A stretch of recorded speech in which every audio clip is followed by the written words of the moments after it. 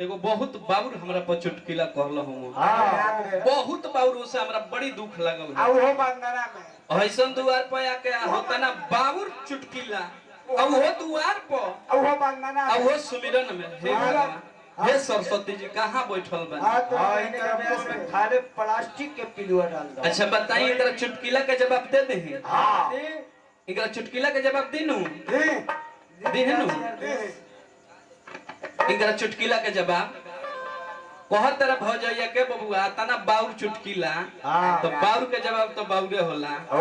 ऐसा ही कर बाबूजी तनी झराई फुकाई करेला हां जननी की ना देखिले और चल गइले कलकत्ता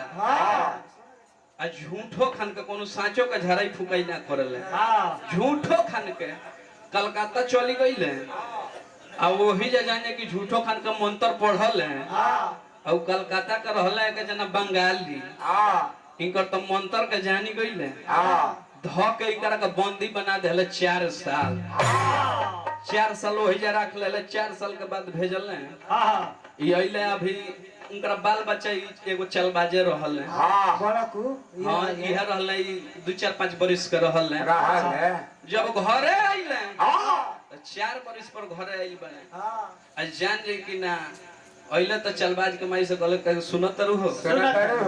4 साल पर घरे आइल बने तने बिछावना बिछावा सुतल जा कहले कि ना भागे लइका चलबाजवा सियान हो गइल बा हां 4-5 साल के हो गइल बा और ओरा सुते के कहता नहीं कहतर का भइल बा अब तो सूत गइल बाटे सूती गइल लोई के ठहे चल बाजो सुत गइले कहीं पलंग पर 10 बज गई चल बाज के बाबूजी कहतर अब का हो काम शुरू होखे आही दादा अब देखत तनी कि चल बाजवा टुकुर टुकुर ताकता गरमाई कहतर बे महाराज ताकता रौरो गुताई लही बनी ताकता अब गुताई लही बनी लइका अभी जागले बा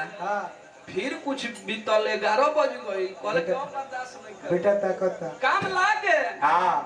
फिर चल भाई टुकुर टुकुर ताकत रे अरे इधर बाबूजी कहले कि ना सुतबे के सुता दी तोरा के और चल बाजी वो एगो गेम खेललस मोहटी आ गइल आंख मुंह ओने काम लागी गइल काम जब लागी गई फिर चल बाजी वो जागता कलस की का हो इनकर बाबूजी कहले कि अभी तो जगलो ही बड़े